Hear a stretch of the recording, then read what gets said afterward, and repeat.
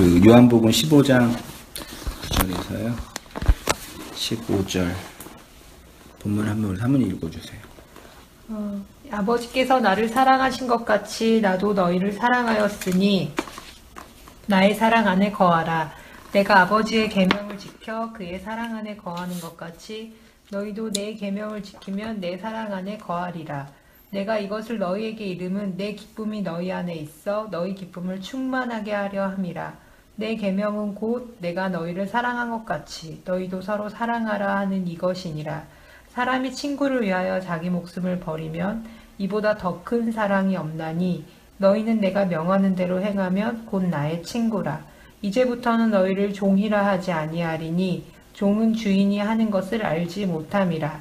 너희를 친구라 하였노니 내가 내 아버지께 들은 것을 다 너희에게 알게 하였음이라. 그래서 이제 그 세 가지 측면이 있다고 정리했는데 아버지와 아들의 사랑, 그리고 아들과 제자들의 사랑, 그 다음에 제자들과 제자들 사이의 사랑, 이 세 가지 사랑이 구분되어 있고요. 그 다음에 그리고 이것은 사랑의 내용은 이제 계명을 지키는 것으로 실현된다 표현했고요. 나의 사랑 안에 거하라. 9절은 아버지가 나를 사랑했던 것처럼 나도 너희를 사랑했다. 나의 사랑 안에 거하라 명령하시고요. 이 거하라는 단어가 이제 메노래요. 메노. 이게 머무르고 있는 상태. 성도가 예수님을 지속 사랑하는 것은 행동이나 동작에 관한 것이 아니라 지속적인 상태에 관한 것이다. 그러니까 너희가 나를 사랑하라 라는 얘기는 사랑이라는 행동 하나 두 개 세 개 그런 것들을 잘해라 라는 측면이 아니라 어떤 사랑이라는 존재, 사랑의 상태. 예. 옛날에 한 달 전인가 두 달 전에 아가페와 아가파오 하면서 사랑하는 것과 사랑이 되는 것에 대해서 이렇게 나누었는데, 메노라는 단어가 그런 어떤 의미를 내포하고 있는 단어였어. 그래서 성경사전 보니까 헬라 시대 이제 네 가지 뜻으로 주로 사용이 됐대. 그래서 어떤 영역에 남아있는 거, 머무르는 거, 그 다음에 계속 있는 거, 그 지속적인 상태, 이렇게 이제 되어 있대요. 매너 매너 집사님 읽어주세요. 그 A부터요.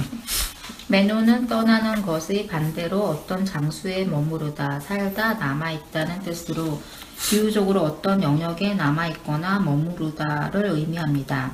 매너는 흔들리거나 달아나는 도피의 반대에 맞서다, 굴하지 않다, 견디다, 굳게 지키다를 의미합니다.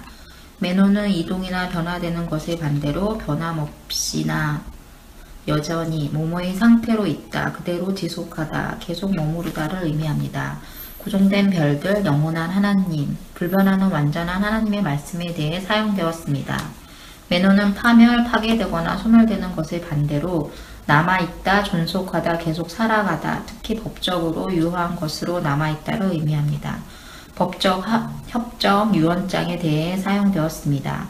종교적 언어에서 매너는 계속 존재하는 것, 곧 신들 혹은 신들의 영감을 받는 것, 예, 마음, 사상에 관하여 사용되었습니다. 네, 그래서 9절이랑 10절에 이제 매너가 사랑 안에 거하라, 사랑 안에 거하라, 사랑은 3번 있죠?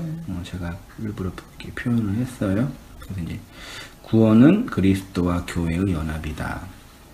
조직 신학에서 구원론을 보면 성도의 구원은 그리스도와의 연합이라고 합니다. 소명, 중생, 회개, 믿음, 칭의, 수양, 성화, 견인, 영화. 이게 소위 말해 이제 복음주의, 개혁주의 신앙에서 구원의 서정이라고 하거든요. 조직신학 책을, 그 구원론 책을 보면 이렇게 요거 설명하는 게 이제 구원론 책이잖아요. 구원의 서정이 있는데 이 구원의 서정의 핵심이 그리스도와 교회의 영적인 연합. 우린 그리스도와의 연합하여 구원의 은혜를 경험하고 구원의 확신을 누린다. 내 안에 거하라, 내 사랑 안에 거하라 라는 표현이 그리스도와 성도의 연합을 설명하고요. 구원으로서의 하나님의 초월을 우리의 역사 속에서 경험하고 누리는 것은 그리스도와의 연합이 아니고서는 불가능하다. 메노라는 동사가 그런 연합을 설명한다라고 보여집니다. 그러면 이제 어떻게 연합이 이루어지냐, 그렇죠? 그리스도와 성도의 연합을 어떻게 이루어지냐라고 할 때 12절에 내 계명은 곧 내가 너희를 사랑한 것 같이 너희도 서로 사랑하라. 13절에 사람이 친구를 위하여 목숨을 버리면 되어 있죠. 그러니까 연합 안에 이제 그 존재와 대상을 향한 이제 죽음이 이제 내포되어 있다라고 어느 정도 히트할 수 있죠. 그래서 아까 우리가 그 말씀 나눌 때 논했던 것처럼 그 교회 안에 30% 정도 되시는 어떤 유라고 분류하면 뭐죠? 뭐라 할까요? 특별 고객?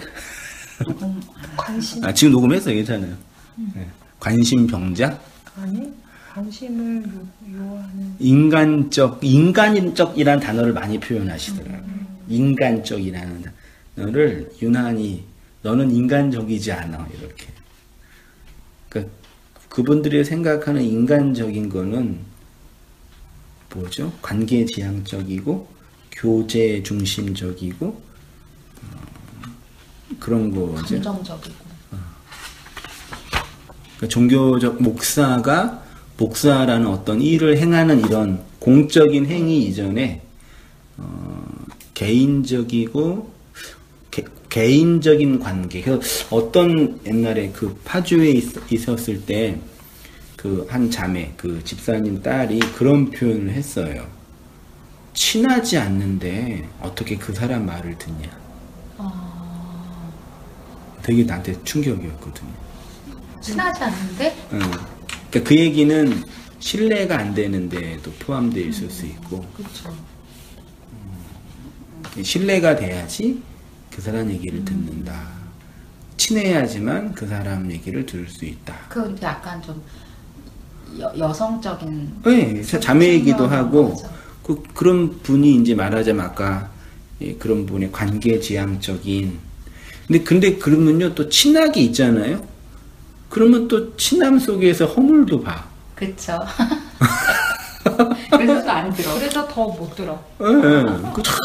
그러니까 이율 배반적인 맞아요. 거죠. 그러니까 맞아요.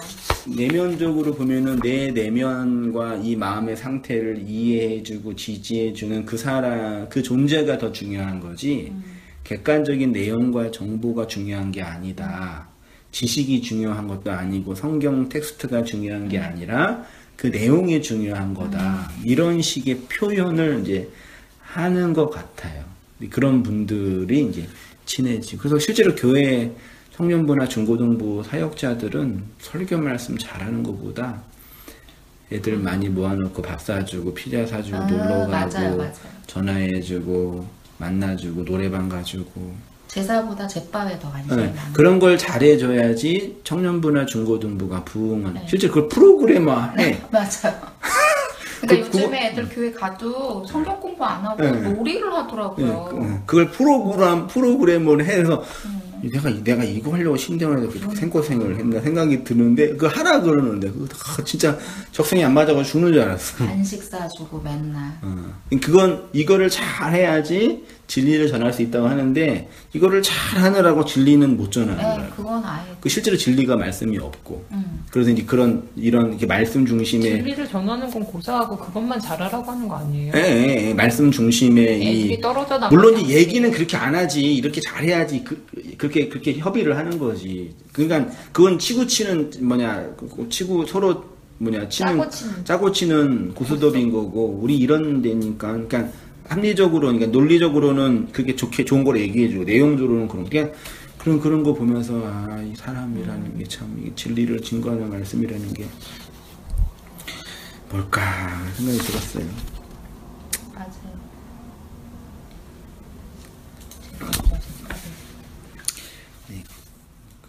아무튼 이제 연합이 이루어지는 원리는 죽는 거다. 그럼 이 죽음이 뭔지 구원은 이 땅에 있는 인간이 하나님의 생명을 받는 차원이라고 했습니다. 혹은 말을 못하는 자가 말을 받는 것이라고도 하였고, 귀신 들린 자가 귀신의 영향에서 벗어나는 것이라고도 하였고, 그런 측면에서 아직 그리스도와의 연합이 없는 사람들은 하나님의 생명이 없는 상태이고 말 못하는 자들이며 귀신에 사로잡혀 있는 자들이라고도 할 수 있습니다. 그러니까 그런 분들이 성경 공부를 하는 목적은 성경 본문과 텍스트 내용에 대한 이해나 의미의 해석보다는 그 성경 공부 과정을 통해서 친해지고 싶은 건가? 친해져서 뭐 하려고? 말씀으로 이해를 받아줬으면 하는 마음이 있는 것 같아요. 이해? 말씀도 결국 나를 이해해주는 대상이 된다는 얘기인가요? 그러니까 그러게네. 말씀을 바깥에 두는 거지. 그러니까 너는 나를 어떤 이해해 좋은 사람이 나를 이해해 주는 것처럼 이 성경 이 말씀이라는 말씀이 권위가 나를 이해해주고 품어주고 보듬어주고 사랑해주는 대상으로 보기 때문에 넌 그럴만했어 이렇게. 야, 그럼 진짜 무섭네. 아니 근데 이 말씀을 이렇게 배워보면 그런 내용이 아니라는 걸 알잖아요. 그러니까 못하는 거예요. 그러니까 화가 나고 힘든 거예요. 하다가 이제 힘들어 하더라고. 그렇게 이제 말씀하고 자기 생각이 부딪히면 자기를 버리지 않고 말씀을 버린다는 얘기죠. 그러니까 말씀은 안 버리고 말씀을 전하는 설교자를 버리는 거. 말씀은 하나님이니까 버리면 죽잖아요. 하나님. 네가 잘못 전하는 거야. 네가 잘못하고 있는 거야. 그러니까 그 설교자만 죽이면 난 산을 쓰잖아요. 그렇죠. 이게 모든 인간 관계, 타자성의 관계 안에서 만들어져요. 너만 죽으면 내가 산다. 희생양. 그러면 그냥 중이 떠나야 되겠네. 근데 떠나지도 못해. 왜요? 걱정되고 무섭고 외롭고 힘들어. 어디 가서 또 뭐 할 것도 힘들고. 지금 간들 어느 교회를 갈 수 있겠으며. 그렇다고 교회를 안 다닐 자신도 없고. 안 다녀서 혼자서 이렇게 어떤 서가는 그런 환경이 변해서 안 다닐 수밖에 없는 환경이 되잖아요. 이사를 간다든지 병원을 몸이 아파서 그럼 자연스럽게 멀어지게 되는 거죠. 그걸 또 바라겠지 어떤 의미에서. 그런 걸 좀 인간의 내면을 이렇게 보면 좀 어느 정도 무서워요 저는. 그렇죠. 그만큼 자아라는 이 아집이 정말 강한 거예요. 그렇고요. 영을 받지 못한 상태에 이것은 그리스도의 말 로고스를 받지 못한 육체의 상태이고요. 요한복음 1장 14절에 말하는 것처럼 말씀 육체가 되신 예수가 그 말씀을 육체 안에 심으시고 확장해 가시는 것이라 할 수 있습니다. 그래서 육체로 태어난 성도는 믿음이라는 수단을 통해서 그리스도의 말씀을 받아서 말씀들, 그리스도들, 호로고스 사르크스가 사르크스 로고스가 되는 거죠. 그러니까 그리스도라는 건 결국 말씀이라는 거죠. 그렇죠. 예, 말씀을 내용으로 가지고 온 실체이고요. 이죠. 예. 머무름은 함께 있음이고 함께 있음은 동화, 동질화이고 동기화라고 표현했죠. 제가요. 본체와 꼭 맞는 표현은 아니지만 굳이 하자면 본체와 하나가 되는 것. 그래서 이제 요한복음 11장 52절에도 이건 그 제사장 가야바가 그랬나 누가 그랬나 흩어진 하나님의 자녀들을 모아 하나가 되게 하기요. 그러니까 예수가 죽어서 자녀들을 모은다. 이 얘기를 이제 그 당시 유대인들이 자기도 모르게 그렇게 말한 거예요. 신앙의 고백이 아니라. 특히 이제 요한복음 17장 예수님의 제사장적 기도에 지속적으로 나오는 게 하나 되게 하옵소서. 아버지와 내가 하나가 된 것처럼 저들도 하나가 되게 하옵소서. 그 하나에 대한 얘기가 엄청 나옵니다. 범식론이 말하는 하나됨이. 지금 이 하나됨을 이제 우리가 이제 왜 오해하면은 범식론에서 말하는 하나됨과 볼 수 있거든요. 사모님 이거 촬영하고 있어요. 말씀요? 범식론이 말하는 하나됨. 그러면 하나님과 인간이 어떻게 하나가 되겠습니까? 신과 인간이 하나가 된다고 하면 범신론을 생각합니다. 범신론은 신과 우주를 동일시하는 사상입니다. 신, 즉 자연이라고 스피노자가 말했던 것처럼 신과 자연의 어떤 대립과 차이가 없다는 주장입니다. 자연인 인간이 초월을 깨닫지 못하여 신 속으로 함몰되지 못하기 때문에 깨달으면 신 속으로 합일된다는 구원관입니다. 내가 깨닫지 못하는 이유는 욕망의 셈인 아집 때문인데 이 아집을 극복하기 위하여 육바라밀과 같은 수양을 함으로 신 속으로 함몰에 들어가는 차원을 해탈이라고 하는 것입니다. 개인의 구원과 관련하여서는 내가 신이고 신이 나라는 구원관을 가지고 있습니다. 단지 내가 깨닫지 못하기 때문에 아집과 속세에 빠져 욕심에 끌려다니는 것이라고 합니다. 부처는 이런 인생 중에서 최초로 해탈하여 신의 영역으로 들어간 존재로 중생들도 부처가 되어 해탈하는 것이 불교인데 이 불교도 타락하여서 부처님께 이 세상에 복이나 달라고 기원하는 무당 종교가 된 것입니다. 기복주의 샤머니즘. 네, 불교가 완전히 먹힌 것입니다. 아무튼 예수님이 말씀하신 이 하나됨은 이런 범신론적인 개념이 될 수는 없습니다. 그러니까 범신론의 기본적인 태제는요, 신이 자연이고 자연이 신이다. 신이 나고 나가 신이다. 근데 이제 왜 이게 나누어졌냐? 깨닫지 못해서이다. 그러니까 그 플라톤의 이원론이 뭐냐면요, 선의 이데아라는 초월이 있고 그 이데아의 형상으로서의 육체가 있잖아요. 네. 근데 우리가 여기에 있었는데, 여기에 영혼으로 있었는데 육체가 영이 육체를 씌우고 이 땅에 내려온 거죠. 말하자면 천사가 타락해서 아래로 내려온 거죠. 우리가 다 그런 존재라는 얘기예요. 근데 이 가운데 망각의 강이라는 그 강을 걷는 거예요. 그래서 다 잊어버렸어요. 네, 그 망각을 깨우치는 게 알레테이아예요, 진리에. 원래 그 데이아라는 게 망각의 강이에요. 그래서 알레테이아는 그 망각의 강을 깨우친다. 그게 플라톤의 이원론, 완전히 불교의 해탈과 비슷하거든요. 그 해탈은 뭐냐면 여기에 있는 내가 하나님과 그 신적 위치로 올라가는 차원인데 이 땅에 있는 육체라는 껍데기를 씌고 있으니 이걸 벗어버리고 하늘로 올라가는 거죠. 그 신과 합이라는 거죠. 근데 해탈이 좋은 건 뭐냐면 인간이 죄인이라는 게 필요 없는 거죠, 말하자면. 그렇네요. 네. 그러니까 나가 죽지 않고 신과 합일할 수 있는 방법이 해탈인 거죠. 그러니까 엄밀한 의미에서는 나를 죽여서 신과 하나가 되는 건데. 근데 수양하잖아요. 그러니까 그 나를 살리는 거죠. 진짜 나를. 참나. 참 나를 찾는 거야. 그러니까 지금 내가 안 죽는 거죠. 그러니까 말하자면 아까 그런 지체들이 원하는 그 등은 참 나예요. 내가 죽지 않고 그 나를 발견하는 나예요. 아주 진짜 종교적으로 볼 때는 최고의 카타르시스죠. 근데 내가 죽지 않고 그 참나를 찾을 수 있나? 그러니까 제 입장에서 해석하면은 그네들은 죽는 거죠. 그러니까 근데 그 해탈한다고 하는 수양을 통해서 해탈한다고 하는 그 사람들은 버린다고 속세를 버린다 이렇게 그렇죠. 표현하잖아요. 버리는데 진짜 나의 아집과 고집은 찾는 거죠. 이게 그렇죠, 그렇죠. 진리 안에서 버려야 할 게 뭔지 알잖아요. 네. 그거를 버리는 거랑 정반대의 영역을 버리는 거죠. 말하자면 껍데기를 버린다고? 지난주에 했던 것처럼 내 자아가 있고 핵이 있는데 핵이 죽어야지 되는데 핵은 그대로 두고 나머지 9분 버리는 거죠. 9을 버렸으니까 나 다 버렸다 그러는 거죠. 근데 진리 복음은 9은 그대로 두고 하나를 버리는 거죠. 말하자면요. 논리적으로 따지면 반대의 영역이죠. 그렇죠. 근데 원래 불교도 원래는 그거였는데 요즘 이런 것도 안 할 것 네, 같아요. 그렇죠. 얘네들은 이상한 짬뽕이 되고. 기독교보다 더 타락해가지고 더 정치적이고 더 해석적이지. 목사들도 더 타락했지. 근데 부처님 오신 날에 어떤 스님이 그걸 뭐라고 해야 되지? 뭐 무슨 양심 선언하는 것처럼 했어요?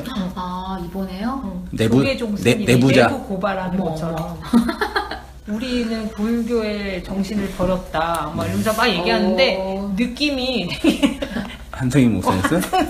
비슷한 거예요. 야, 요즘 네이버 메인 뉴스에 이렇게 근데 랭킹이 됐어. 불교가 낫다. 기독교는 그렇게도 못해.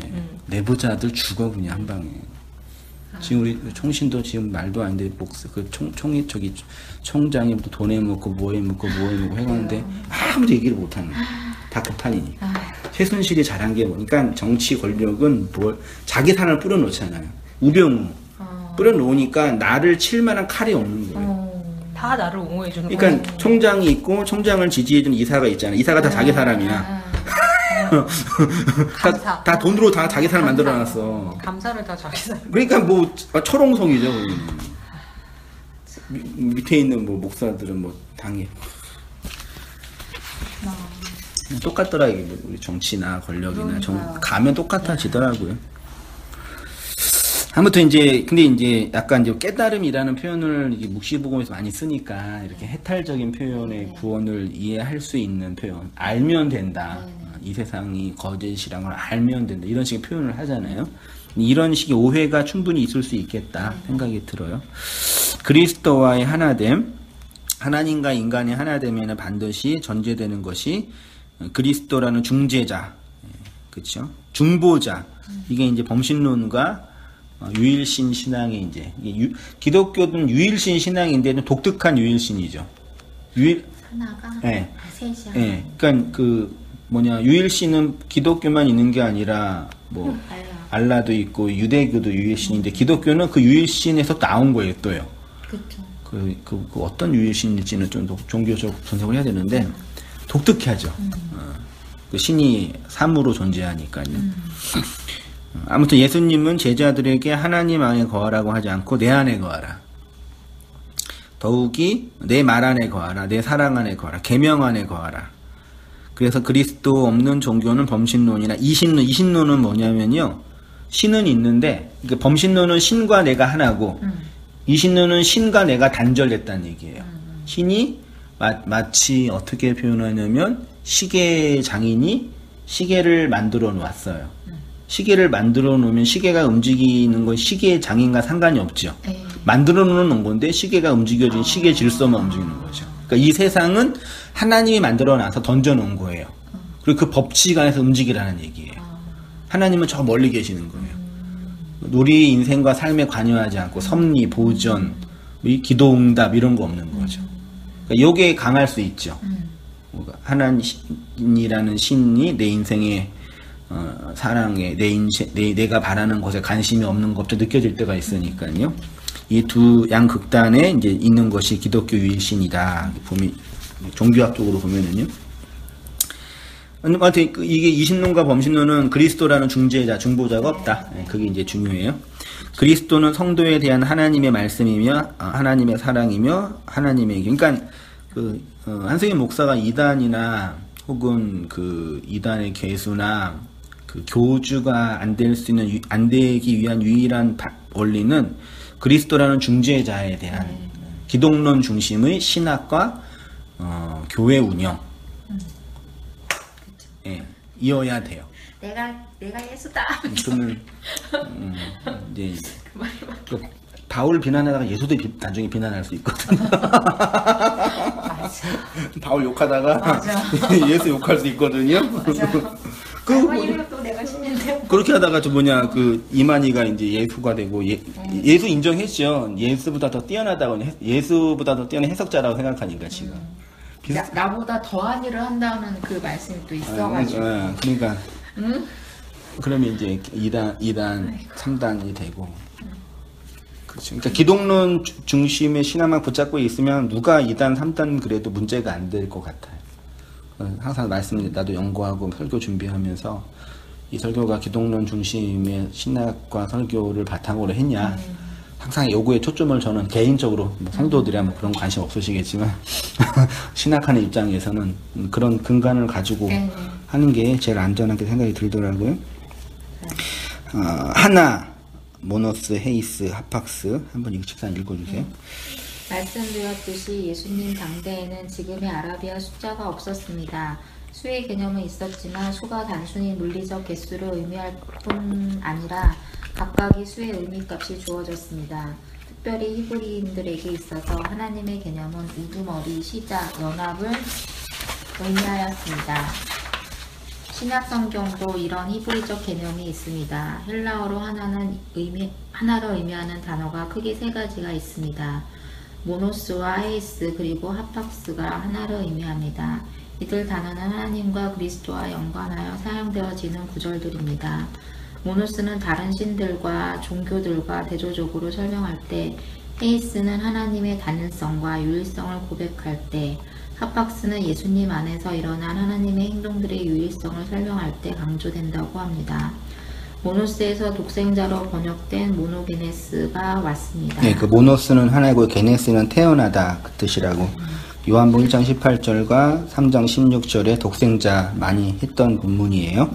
요한이 말하고 싶은 모노게네스는 하나님의 그 하나를 열의 계명으로 살고 있는 우리에게 하나를 전하는 내용입니다.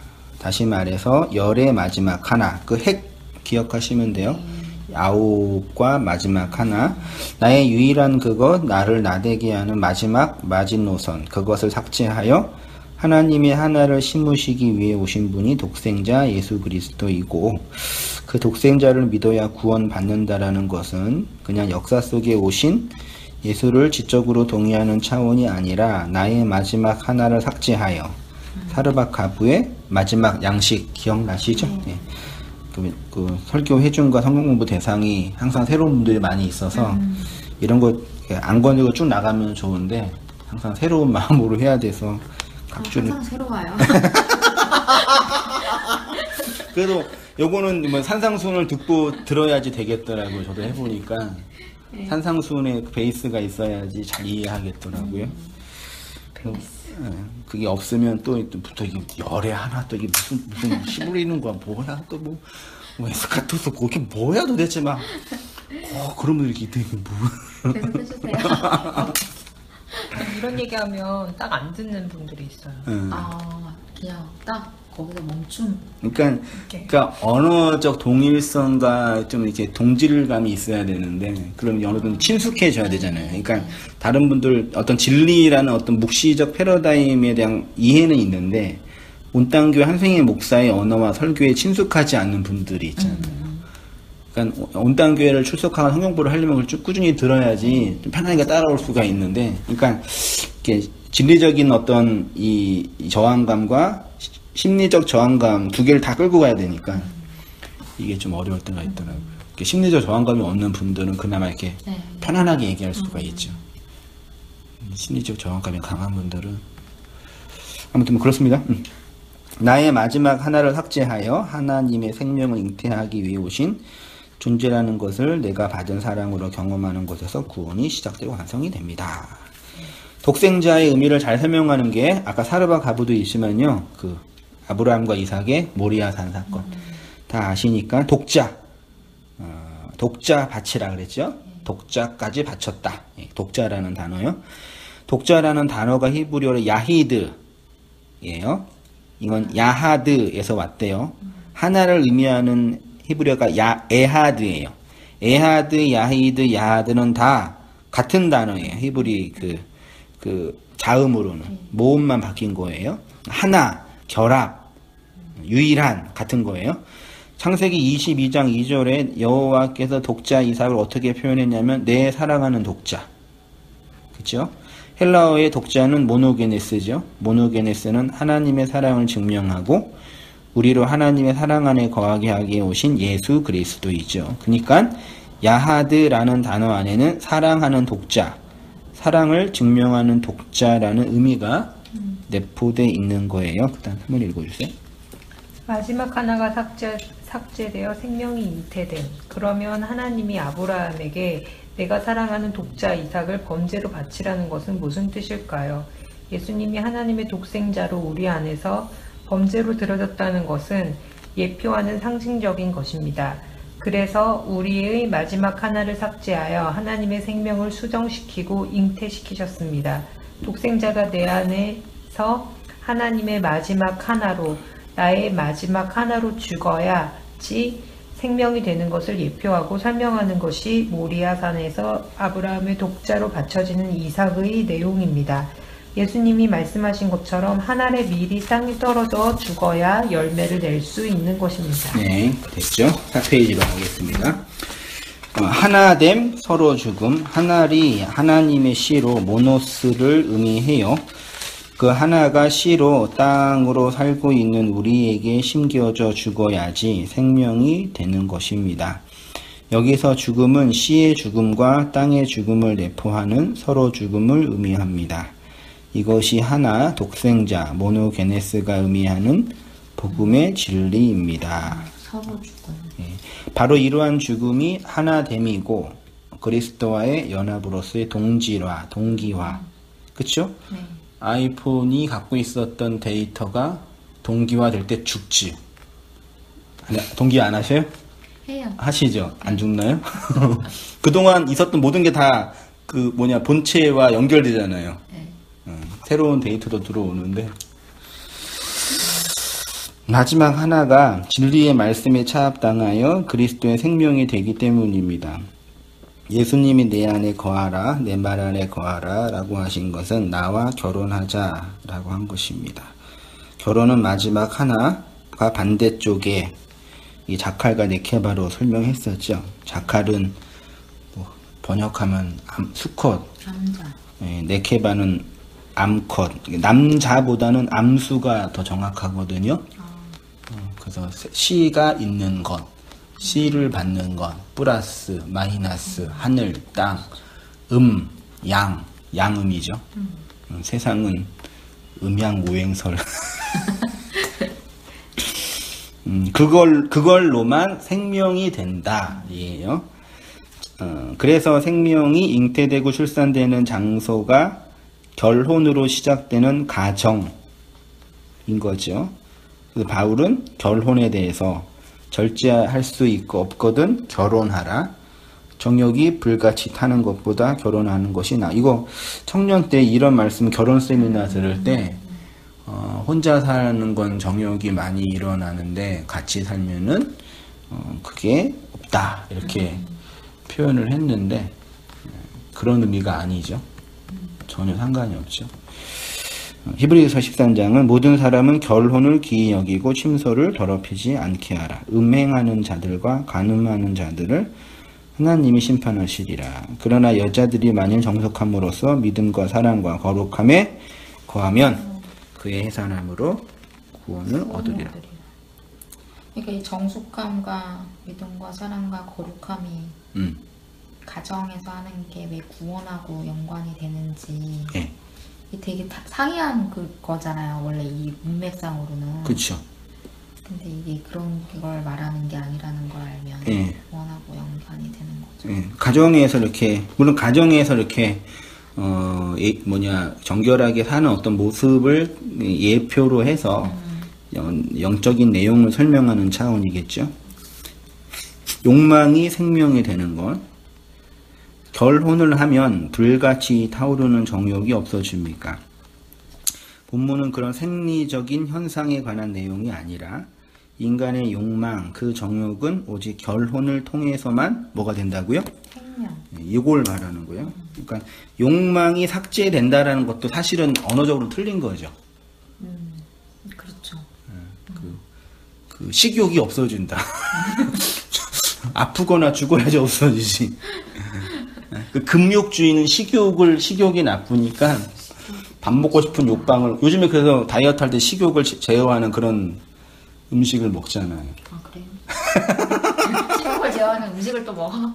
그리고 그 가루약 그리고 먹으면은 배설을 쉽게 하는 그런 약들. 다이어트 약이 있더라고요. 부작용이 심하죠. 자매들이 얘기해 주더라고요. 우리 강남 자매들이. 되게 몸이 힘들어 보여. 왜 그래? 그러니까 약 먹어. 그런다고. 실제로 그렇게 다 먹어요? 네. 그 미용을 위해서. 야, 30만 원씩이나 한대. 그런 한약. 그렇게 안 비싸. 보니까 한 달에 5, 6만 원 뿐이 안 되는데 이제 먹으면 이제 다 배설하고 막 설사하고. 효과가 있나 봐요? 있긴 있대요. 그러니까 약간 이뇨를 일으키거나. 그러니까 몸을 의도적으로 막 이렇게. 그냥 변비약 먹으면 되는 거 아닌가? 뭐? 그러니까 그거보다 작용이 센 거죠. 그거를 일상적으로다가 항상 먹는 거야? 항상 먹으면 그 사람 아프겠더라. 아니 그러니까 이게 다 기간을 먹는 거야? 갖고 내가 빼야지 생각하는 기간 동안에 그걸 먹는 그러면 거잖아. 이제 밥도 식욕도 덜어지고 나오는 건 많아지니까 한 5kg도 빠진다고 하는 거죠. 남편이 바람 피우면 저절로 살 빠진다는데. 아, 그래요? 최고의 돈 안 들이고 다이어트. 다이어트를. 근데 얼굴이 늙어. 너무 비싸잖아요. 너무 가격이 비싸잖아요, 이거. 많은 사람 아프고. 내가 늙어서 늙고 아파서 안 돼요. 어디 있어요? 그러니까 욕망이 삭제된다. 결혼을 통해서만 인간의 욕망이 생명이 된다. 그렇죠? 그러니까 오늘날 이런 비윤리적이라고 또 말하면 나중에 비난하겠지만 뭐 동성연애나 뭐 그 동거나 뭐 그걸 죄라고 말하면 또 누가 비난하겠지만 아무튼 이런 상식 일반적인 원리에서 많이 이게 떠나 있는 내용이겠죠. 어떤 사람은 예수님을 믿고 신앙생활을 잘하면 인간의 욕망, 정욕을 금할 수 있다고 하는데 그걸 금욕주의라고 합니다. 인류 역사상 금욕주의는 이미 틀렸다고 판명났습니다. 인간의 욕망 자체는 외부적인 억압으로 없앨 수 없습니다. 단지 권력이 개입하여 억제할 뿐입니다. 성경은 금욕을 말하는 것이 아니라 그 인간의 욕이 어떻게 하나님의 생명이 되냐에 관한 것입니다. 그것은 독생자의 죽음으로써 시작된 결혼으로만 가능하다는 것을 말합니다. 히브리서 기자가 결혼을 귀히 여기라고 한 바로 이것입니다. 나의 마지막 하나가 그리스도와의 연합, 즉 결혼을 통해서 정복되어 생명을 잉태하는 교회가 되는 차원의 말씀입니다. 결혼 안에 임신과 출산이라는 해산이 있습니다. 그 해산은 말하자면 그리스도의 생명을 마지막 하나로 받아 말이라는 구원의 열매가 입으로 흘러나오는 생명이라 할 수 있고, 그래서 여자인 성도는 해산함으로만 구원 얻을 수 있습니다. 이게 되게 중요하네요. 진짜. 생명을 마지막으로 받아서 말이라는 구원의 열매가 입으로 흘러나와요. 예, 말이 이제 어떤 말을 듣고 싶냐, 어떤 말을 하냐가 되게 중요하잖아요. 자아를 보존하고 싶은 말을 듣고 싶냐, 그 내가 죽어진 내용에서 흘러나오는 그 말을 하냐, 그게 차이가 나는 거죠. 그렇죠. 그래서 어쨌든 공동체나 진리적인 집단 역학은 그 말 언어적 통일성, 그러니까 꼭 사용되는 언어가 꼭 비슷하다는 측면 정도가 아니라 그 마음과 그 어떤 중심에 대한 헤아림이 있는 거죠. 그쵸. 그래서 어떤 분은 이런 질문을 하면 그런 질문을 왜 하냐라고 반론할 수 있지만 어떤 분은 그런 질문을 하는 이유가 저렇게 있으실 거예요라고 헤아릴 수 있는 거는 언어적 통일성과 이해가 이미 있는 거죠. 자궁에서 임신이 될 때 생각해 보세요. 난자의 핵과 정자의 핵이 만나 생명이 되는 것입니다. 핵은 가장 깊은 곳, 은밀한 그곳이고 모든 사람은 심리적으로 어느 누구에도 침해받기 싫은 나만의 심리적 저항선. 자아가 형성될 때 이게 있죠. 근데 자존심이 센 사람은 심리적 저항선이 되게 강해요. 근데 자존심이랑 자존감? 그거를 어떻게 구분해요? 자존심은 외적으로 드러난 나의 외향에 대한 과도한 집착이고, 자존감은 내면적 에너지라고 말할 수 있죠. 내가 나를 바라보는 시각, 맞아. 내가 나를 이해하는 시각이 깊은 사람이 자존심이라는 거는 외부에서 나를 바라보는 시각이고, 자존감이라는 거는 내가 나를 바라보는 그죠, 시각이고. 그쵸. 관점으로 보면은. 내면의 힘, 외적인 행위. 자존감은 내면의 힘, 내면의 이해가 강한 사람이죠. 그럼 어떤 면에서는 그래가지고 이 진리적인 차원에서 이제 자아가 삭제된 사람이 오히려 자존감이 극치로 높을 수 있는 거죠. 그쵸. 그냥 자기가 좋아서 자기만의 생각으로만 사는 거죠. 그렇죠. 자존감이 굉장히 네. 높죠. 근데 그거랑 자존심이 센 거랑 양극단은 뒤에서 만날걸요, 아마. 그런가? 언제든지 극단은 뒤에서 만나요. 기복주의랑 금욕주의는 뒤에서 만나고. 어떻게 만날까? 결국 양극단은 유통이 되더라고, 뒤에서. 왜냐면은 뭐라 그럴까요?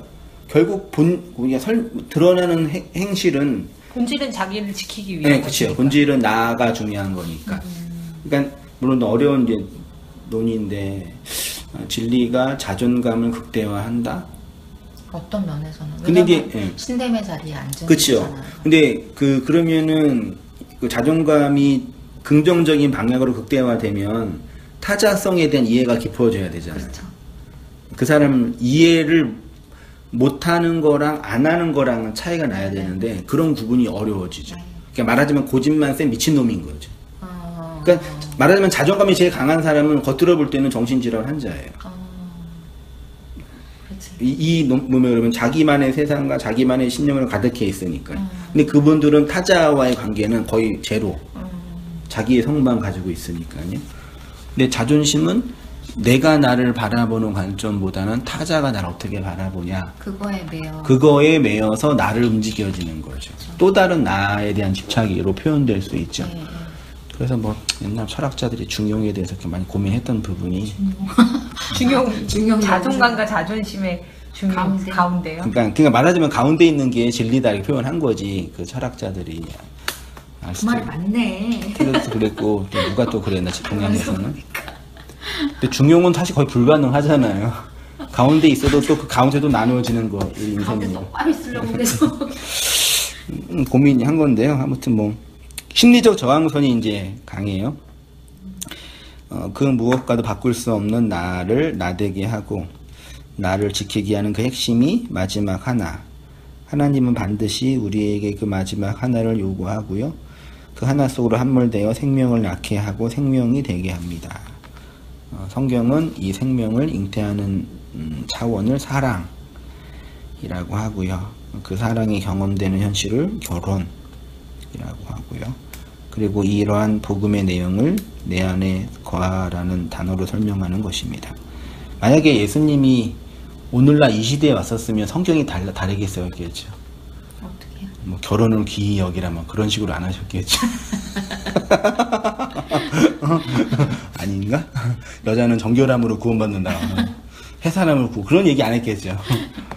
꼰대라고 했겠죠. 고리타분하게 요즘은 다르게 만약에 오늘날 문맥으로 오셨으면 다르게 얘기했겠죠. 젊은이들은 꼰대 같은 소리 한다 그러고 목사님 조용평 하는 생각다 그래요.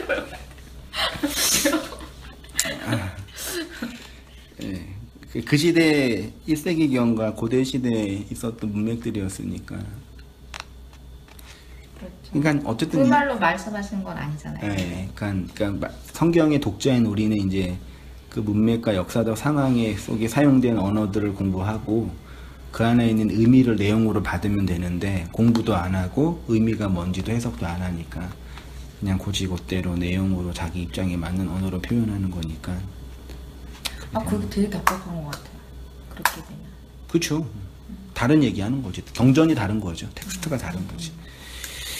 그래서 이제 베드로전서 1장 23절에 너희가 거듭난 것은 썩어질 씨로 된 것이 아니요 썩지 아니할 씨로 된 것이 살아있고 항상 있는, 이게 매노에 항상 있는이요.